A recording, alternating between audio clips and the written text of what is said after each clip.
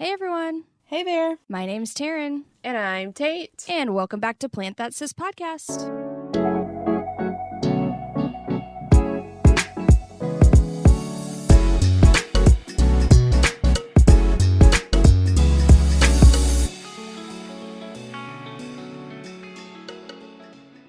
Welcome back, friends. How's it going? How's it hanging? Asked that last How you time. doing today? I'm doing good. I'm pretty tired. Ready to talk about plants, though. How about yourself? Yeah, I'm doing good. Doing good. I see that iced coffee. Oh yeah, gotta have it. It's pretty essential. Essential business. Yeah, dude. Must have daily. I feel that. It's like getting to the point where I make this big jar that normally used to last me all 5 days of the week, and it's getting to the point that only lasts me 3 days. So I drink so much coffee. So, We love it. Okay, guys, today it's Plant of the Month time, and we're so excited for this very succulent-like plant we're talking about. It's one of my faves, for sure. One of my faves. Probably one of the cooler looking succulents, in my opinion. So we are going to talk about the elephant bush today, or it's also known as the dwarf jade, the pork bush, or in South Africa, where it's from, they call it the Spekboom. Ooh. And its scientific name is Portulacara afra. Probably pronounced that horribly wrong. I apologize. Hopefully it's close enough. You should be able to spell it with how I pronounced it. Hopefully that's beneficial. Taryn's just staring at me, so I don't know. I'm just listening.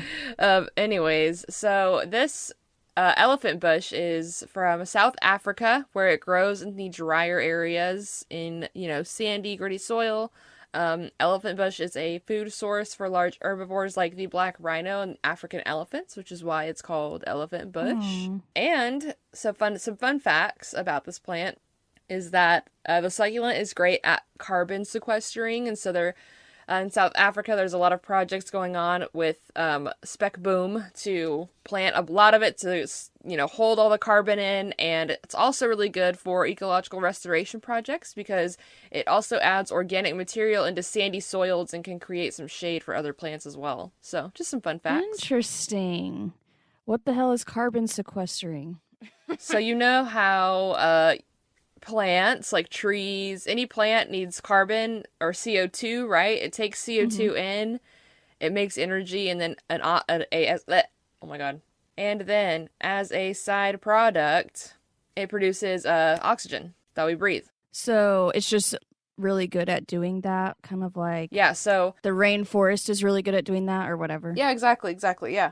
It can hold a lot of carbon in its lifetime, which is good because we have an overabundance of carbon in our carbon dioxide in our atmosphere, right? So that's why there's a lot of work and money going into carbon sequestering plants because we're trying to get all this carbon out. Of course, that won't be the only solution, but also another cool fun fact is that it's commonly eaten in salads and soups in South Africa by people. Oh. Yeah, so if really? you're feeling a little frisky, do they take the leaves off or do they eat the stem too? I think they just eat the leaves. It's like having your little special garnish, things in your salad. Yeah, exactly. It's a little garnish. It's like, interesting. Sometimes you chop up some shallots or some green onions, just some shallot. Shallot. Wow. I didn't know that. Yeah. Yeah, if you're desperate, if you're real hungry. There you go. Yeah, so how do you care for a cool, interesting plant like the elephant bush? So, like you mentioned, it's a succulent. Again, we definitely encourage you to look this up because it doesn't look like what you would picture a succulent looking like. Yeah, it almost looks like a kind of jade, almost, in a way. Like, not totally like a jade, but that's why I guess it can be known as dwarf jade. With some extra small leaves. Yeah. Yeah. No, I think you're right on the money there. It kind of grows upright, but it'll also trail. So the longer you let it grow, the more it'll start to droop down, and I think eventually it can kind of trail. So, like we said, it's a type of succulent. It grows in Africa, so the care would be kind of as you would expect. It likes a lot of bright light. I have mine on my covered patio, but it's like sitting on the edge, so it gets a lot of sun for most of the day. And it does really well there, but I do think I could probably put it in a brighter spot and it would do well. I've seen ginormous planters overflowing with this plant on like YouTube and stuff that's out sitting directly in the sun. So lots of bright light. And then as far as soil goes, you want gritty, well-draining soil. You never want the roots to be sitting in water because they don't like it. So you want to make sure they're just not fans. You want to make sure that you give it great drainage in the soil. And when you water it, just be aware of the soil, be aware of where you have it. If it's out and getting lots of sun, then I think it will take kind of a lot of water. As long as the soil drains it all the way out. You can water it a little bit more frequently than maybe some of your more rosette style succulents, I think, in my experience. I would agree. Yeah, same here. Where do you have yours? I have mine. It gets morning sun, so I probably could move it out to get more sun, honestly. But it's doing pretty good. It gets morning sun, and then no, it's outside. Oh, okay. It gets morning sun outside, and then at around noon, it is just in the shade. Mm-hmm. But it looks pretty happy. Yeah, same. Mine looks pretty good. I don't plan on moving it, but I think they can be. Like more in the sun. I also have a variegated one, and it looks obviously really similar, but instead of the leaves just being plain green color, there's a little bit of white around the rim of the leaves. So it just obviously adds more interest and makes it look a little more dimensional. Another thing I like about this plant, I don't think we really described it at the beginning what it looks like, but the stems as they grow can be kind of reddish looking. So it's like these reddish brownish stems with these small green leaves on it. Or if you have the variegated one, obviously you have the variegated one. But they do get a little more woody over time and will start to kind of like look almost more like a barked trunk type of situation. Yeah, it does look like a trunk eventually. Growth, which I think is kind of interesting. Agreed. So you have one. You have two now. Mm-hmm. I have a regular one and a variegated one. Nice. And how long have you had that big one that you have? Because yours is bigger than mine. Well, yeah, the big one, if you want to check out our Survivors Club episode, it was our last one. So check out the last episode, episode 21, if you want to hear all about the plants we've had that really have stuck through the tough times with us. And this is one of them for both of us, right? Yep. Like you've had your same one for forever. And so a super hardy plant. I've had mine for, I think we're going on about 3 years now. Wow. And it's about that time to repot. So I think I am going to try to repot it because it's been in the same pot for all 3 years. It kind of drops its leaves sometimes. Pretty much, I would say for me at least, it's pretty much when it's cool, when the growing season is kind of coming to a close. I brought mine indoors this year over the winter and it lost tons of leaves. I had it under a grow light, but it still lost a ton of leaves. So I was just kind of hoping it would come back, and so far so good. I put it back outside. I've been watering a lot more than I was when it was inside, and it's been giving me lots of new growth and kind of replenishing a lot of the leaves that have fallen off. So that's been encouraging. It's looking happy out there. Yeah, I have the same experience. When I bring mine in, or if I don't know, it seems like mine's pretty sensitive to when I move it, which I mentioned in the last episode. If you want to check that out, feel free. But yeah, I moved mine inside over the winter. It like dropped a bunch of leaves, but had some, so it was still like living and was still popping out some new growth here and there. But I moved it outside like a couple months ago at this point, and it has a lot more leaves on it, and it looks a lot better. It looks a lot more happy. I think I've had it for a year and a half, maybe. I haven't had it as long as yours because I had one that died. Gotcha. And then Grammy so lovingly gave me another one. Always. She stays giving plants. we love to see it. It's the best gift you could give. Definitely one of my favorite succulents. They look really cool. Such an interesting... They look unique. Yes. Will add definitely some interest to your garden area, especially if you want to have it near other succulents, because like we've said 5 times already, it looks really different. Again, especially if you're looking to do like a mixed planter with succulents, it can add some really great height. Eventually it'll start to trail. It'll start to droop and trail and hang, which will look cool too. But when you first plant it, especially when it's younger and when it's fresher new growth, I think it grows pretty much straight up.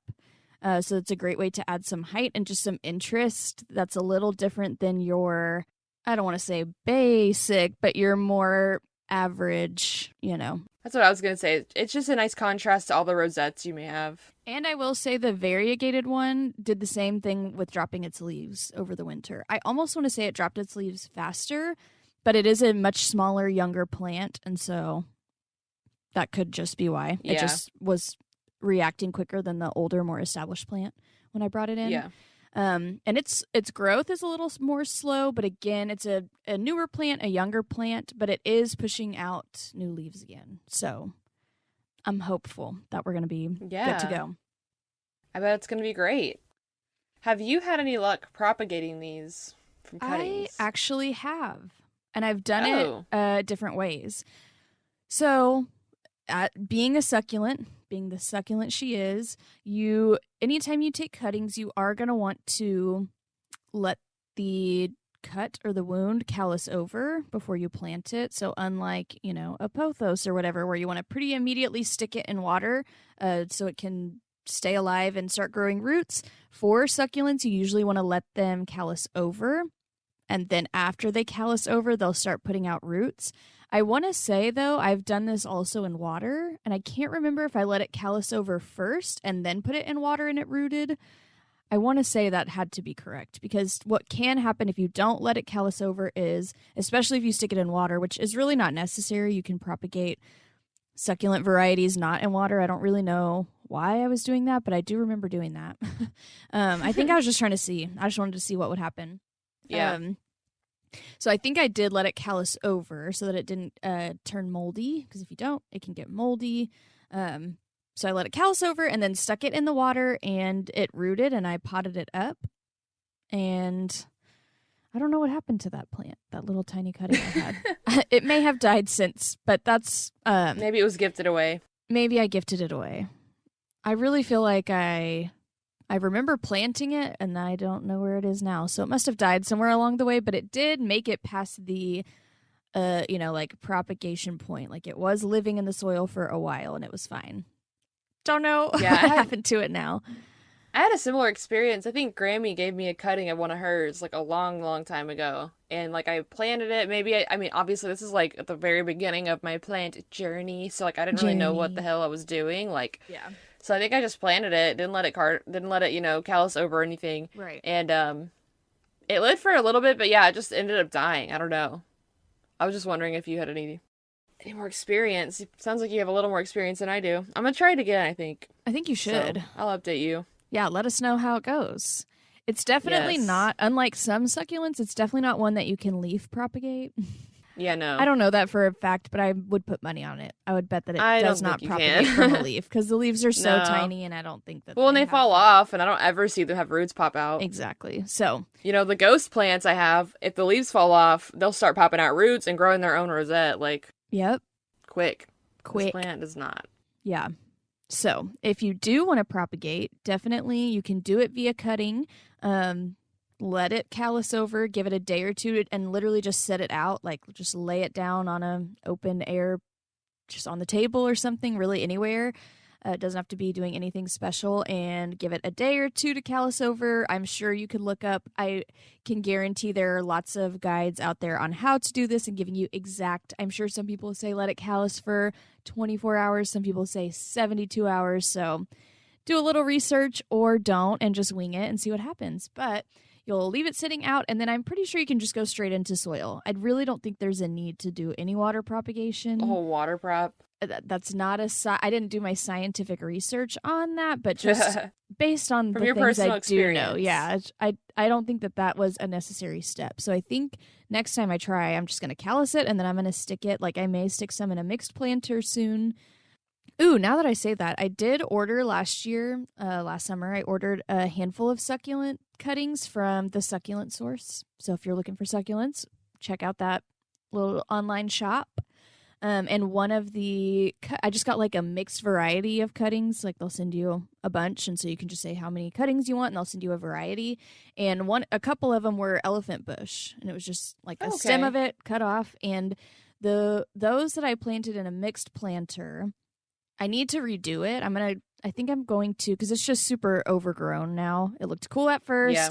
I had to bring it in during the winter, and so there are things that died. There are things that just need some maintenance. Yeah, it just needs maintenance. I really think, because I've put it back outside since then, I think I really just need to chop the tops off of everything because all the new growth is looking good. So I think I literally just need to chop all the top pretty parts off of everything and then dump the rest of it out and repot the same things, basically. Yeah. But one of the two things that is like thriving in there is those elephant bush.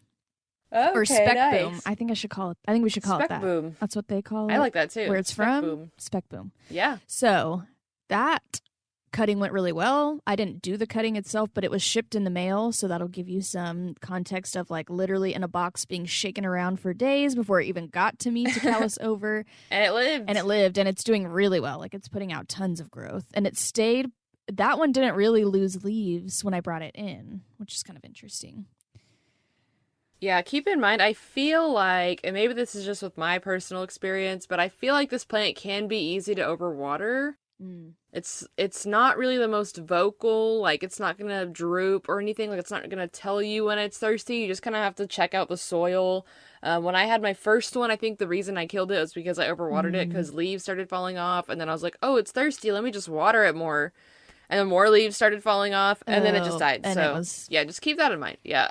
I think for sure, like, mine's outside. I think if you have it outside and it's getting tons of sun, it'll take a decent amount of water. But like she just said, that's such a good point. It is not vocal. It is not going to communicate. Aside from dropping leaves, which can mean different things, literally honestly, means so many different things. Yeah. It's not going to be very vocal or easy to tell exactly what's going on. But like many other succulents, they thrive on neglect. It's in our survivors club because we have neglected them for long periods of time before, and it's come back every year for us. So, yes, err on the side of neglect. When in doubt, yeah, exactly that. And when in doubt, look at the soil. Right. I mean, check the soil. Yes. If the soil's super dry, then maybe it's time. I'm really eager and curious to see. I almost wish I would have done it before this episode. I'm really eager to repot it because I'm curious what the roots look like. Ooh, yeah, I have no idea. Like I really don't know what to expect down there. I have no clue. And it's been years, so I wonder if they're going to just be like balled up, like tons of Twisted roots, or if all it's around. not how that works. I don't know. I guess you'll have to update us. Guess I'm going to have to update. Speaking of updates, how's your jewel orchid doing, Tate? Oh, it's doing really good. Is it? It's doing good. Yeah, it's popping out some new growth. Oh, really? We got some new leaves on the way. Yes. That is not what I like to hear, solely because it's we are in a looking competition, but it's looking good. That's good. You've just left it in its... I go in there and it's in its same pot, but I mist it multiple times a day. Not directly on top of it, but that whole area, I mist it multiple times a day. And I water it when it's dry. Yeah. And that seems to be doing good. So yeah, I need to repot it, and I have time now, so that's on my list of plant chores to do. Always a list. How about yourself? How's yours? Yours is in a cool terrarium, isn't it? Yeah, I put it in the terrarium, and it looks pretty good. I'm not loving the rest of the terrarium, honestly, for several reasons. One, I put like a lipstick plant cutting in there just to add a little extra, and it's not looking great, which was kind of to be expected and not really a huge deal. So I'm debating on trying to baby that to get it to be okay, or just taking it out and not dealing with it. But it just looks so lonely in there with nothing else. Like I filled it with all kinds of moss and stuff. But another thing is when and I don't know if this was when I first watered it, maybe I just went too hard on the watering or what, but there's like a little bit of mold growing around the outside edge, like where the just dried moss is, which is not what I would want. I don't want mold growing in there. It's just like a tiny maybe it got a little too moist. Yeah, or like I need to do a better job of just watering the center, like not dumping a bunch of water in there and just watering the center part. So the plant itself is looking really good. I can tell it's kind of reaching to the light still, so I may try to move it a little closer to the window. I've been rotating it, so it's just leaning a little bit. Like I can tell it's alive. It's looking okay, but looking good. Yeah, I don't have new growth yet, but I just no new growth, huh? No new growth. It needs more light. But I did already repot it, and I just probably need to stick it in a brighter spot. So it's still doing good. Like the leaves look gorgeous still. It's looking good, but Yeah. I need to, like you just said, it's on my list. I'd like to give that a little bit more attention. TLC. A little TLC to kind of bring her back. You just shouldn't. I know. Just You leave just it shouldn't. alone. Just leave it alone. Yeah, it's fine. This is a competition. I don't know if I can just leave it alone. I can't just leave it alone when it's not a competition. You should just leave it alone so I win. Duh. Yeah. Duh. I think you're right about. So how do we right know, away. like, when we win? I guess who kills it first? Yeah, that, or like if one starts looking way better than the other. Yeah, one starts maybe popping out more flowers or something. I don't know. Okay. We'll just have to see. I feel like we're both We'll pretty see. Reasonable. We both like plants. I think it'll be pretty easy to tell eventually which one's doing better. Who knows? It could be like agreed. a couple months from now. It could be like 2 years from now. Who knows when the competition will be over? I'm gonna have to move to a state that's like not humid at all, and it's just gonna fucking die. Oof, yeah. And in that It case, may not like it. I think it's time for. I think if that happens, retrial. Okay.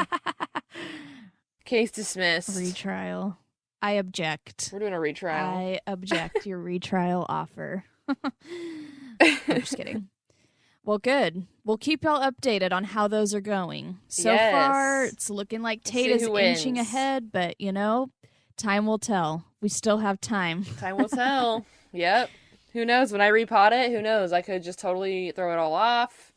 I feel like, the least I mess with my plants, the Yep. better they do. Yep. You're right. Personally. Back to our celebratory plant of the month episode. If you guys have any cool stories to share with your Spekboom or elephant bush, I would love to see pictures. We would love to see pictures. We would love to hear how you take care of them, where you have them, any tips you have on how to make them grow faster, any of that good stuff. Or if you just want to show off your awesome plant. Yeah, if you want to just we'd like love to see flex it. on us, we love it. We would love to see the flex. Please do. We live for a good Yes. plant flex, obvi. You can share those with us on Instagram and Twitter. Our handle is @plantthatsis. Our website is plantthatsis.com. Feel free to check it out. It's still a little bare bones. Again, it's on the list to get it popping off, so that'll come soon. And if you want to be pen pals and chat with us a little more privately, you can email us plantthatsis@gmail.com. Please like, share, and subscribe. Yes. No, I'm just kidding. Please do. But really. Do all those things. You know it helps. If you enjoyed. If you're into that sort of thing. Sort of thing. Subscribe, love. Mate. Thank you all so much for listening. We so appreciate you joining us and chatting with us every week. And we will talk to you guys next week. We'll catch you next time. Bye. Bye.